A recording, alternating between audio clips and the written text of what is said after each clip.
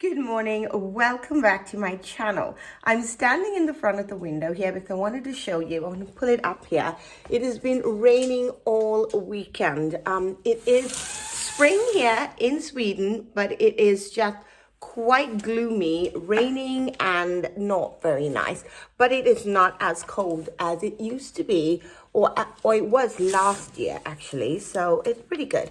But unfortunately the rain is really putting a damper on things. I wanted to decorate my home for spring. I started a little bit. I'll talk to you about those woven baskets and underplates that I had, but I am going to make myself a cup of coffee, prop you up by the window, and then just tell you what the day is going to be like. Now, I normally drink, gosh, we got to put some lights on. It's really gloomy in here.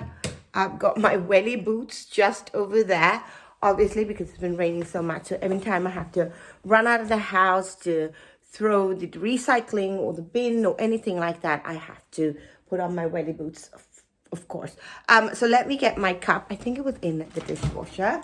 I had my friends over yesterday and we watched a Bollywood film. I'll put the link to it in the description box below, or I'll actually have the name somewhere up here. But it was really, really good. It was a great Bollywood movie.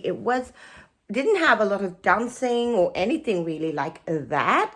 It was about two brides who got mixed up, and one went to a village and the other one just got lost in translation, and so she had to make do, and then eventually they find their way back to the right partner, or one of them does. But it was a very, very good film. If you like Bollywood films, I highly recommend it. Okay, so I'm gonna make myself some coffee and then we'll catch up at the window. So as you can see, I've got this wooden board here by the window. So I really want to put some small pot plants here. Last year, I think I had herbs, but I'm feeling a little bit more flowery this year. So let's go and see what we can pick up. But I did want to show you a couple of things that I had for Easter that were typically Swedish, and that if you would want to pick up some of them or emulate them, that you'd had time to do it. So for Easter, I know everybody around the world use Easter eggs. Now, the Easter egg tradition that you hang them off of trees or branches has been around here in Sweden for a long time. And that tradition I've seen a lot of people pick up, and it's been done all over the world. But the one thing that you probably don't know about Sweden is, because Easter is a pagan religion festival, the Swedes have a witch. She's not your typical witch. As you can see, she's dressed up in this sort of little gown. But the story is a real witch, but we don't use real witches, obviously, because for the kids. But I picked her up a few years ago at the charity store. I love her. Look at her. She's got a little green dress. She's so cute underneath, and she's flying on her little broom. So the story is that... Now, it's a bit of a gruesome story. Oh, not gruesome, but... And the story is that the devil invited all of the witches during this time for a big party. And they all went there and they had this huge festival and huge party. And that's why we have witches here in Sweden. And over the years, the pagan tradition or beliefs have changed. And they use a softer version for a witch. And a lot of the kids, they dress up as these witches. They're called post-sharing. And they dress up as witches. And we go trick-or-treating during the Easter month. It is an unusual tradition. In the States and in places like England and all, you go egg hunts, treasure hunts. We do have that, but it's not typically the tradition here. The tradition here is that you go trick-or-treating.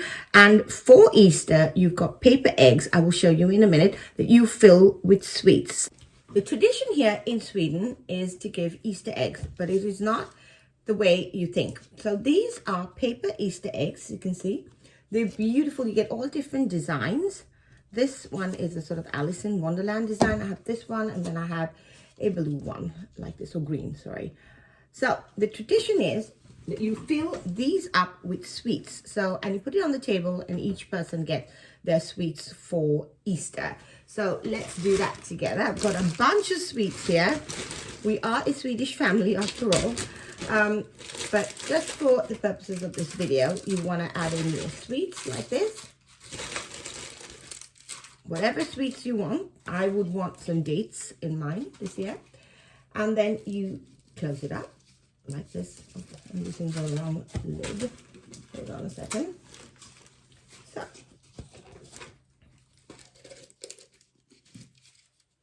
And this is your Easter egg here in Sweden. So this is what we typically have on our tables. My boss will give me a big, all of us get a huge Easter egg with lots of sweets every Easter. So that is the tradition here in Sweden. It's a really lovely tradition. You can order these off Amazon, I'm sure. I haven't checked, but if I do, I will leave a link to it in the description box below. But order your eggs. You don't have to do chocolate eggs every single year. And then you can put your friends and your family's favorite sweets. You could bake your own cookies like I did, or if a family has a really nice sweet, we like licorice fudge here, my sister-in-law makes it. She could make a batch of it and put that in the Easter eggs. So it doesn't really have to be anything that you buy or a chocolate Easter egg. But if that's a tradition you've had for many years and you want to keep that, obviously do that. But if you're looking for something new and a little new inspiration, why not try something like this for your family and friends? It's going to be really a little bit different and just a little bit interesting for them. And you could also do a treasure hunt with these. Now, we like to do treasure hunts with these for the kids, but for our purposes and for adults, we usually make this like this and then it goes on the table. So that's what I wanted to show you. And another thing that we use here in Sweden for Easter are feathers. So we've got these sort of fluffy things that we add on to sticks and all of these things outdoors. And then obviously I've got my general Easter eggs. These ones, they go on sticks. They go into your plant. You can have them on a plant. You can just stick them anywhere on the table if you like. So that's really lovely. And I have these feathers. So these sort of feathers are very, very popular here in Sweden for the spring months, for Easter. I like this, obviously, as you can see, I've got a theme going on, a lot of blush, pinks and all. But traditionally in Sweden, they hung feathers like this. Now, these are also very pretty. And obviously, these ones have evolved from this. Obviously, they have to come up with new stuff all the time. But so this comes on a very thin wire. You can see here. Can you see if I hold it against? Oh, I don't know if you can see here. Let me bring it closer. As you can see, that really, okay, there you go. That thin wire is attached to the bottom of your feather. So you take it, so you can buy any thin wire you like, wrap it around your feather. And in Sweden, we have sticks. So I will take one of these diffusers to show you. You would go out into the forest and forge sort of twigs. Here you can buy them as well now. And then you just wrap it around your twig like this. And then you've got your feather. Isn't that pretty? Look at that.